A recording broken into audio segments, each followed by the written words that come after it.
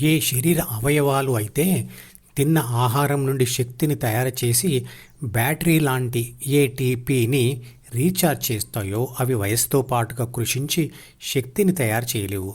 శరీర భాగాలు కృషించడానికి బి అంటే జీన్స్ పుస్తకంలోని సూచనలే కారణం. అందువల్ల ప్రాణశక్తి క్షీణించి మరణం సంభవిస్తుంది.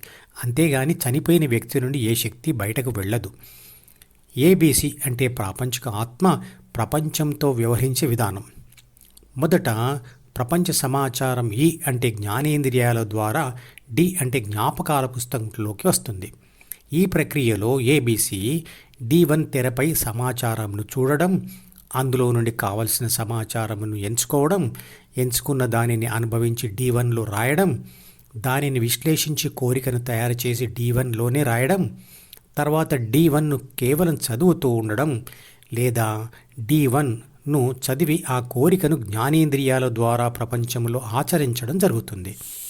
వచ్చిన ఫలితంతో మళ్ళీ ఇంతకుముందు చెప్పినవన్నీ జరుగుతాయి. D1లో ఉపయోగించినవన్నీ కూడా సమయం గడిచిన కొద్దీ D2లోకి జారుకుంటాయి. ప్రాపంచిక ఆత్మ అంటే ఏబీసీ GHతో ఉంటే అది ధ్యానం. ఏబీసీ D1తో ఉంటే అది మెలకువ. ఏబీసీ D2తో ఉంటే అది కళ.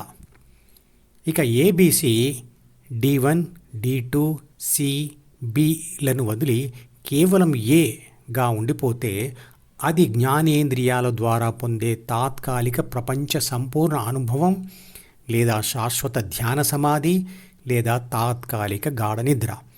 తేడా ఏమిటంటే ప్రయత్నంతో కొన్ని నిమిషాల పాటు పొందేది ప్రాపంచిక సంపూర్ణ అనుభవం.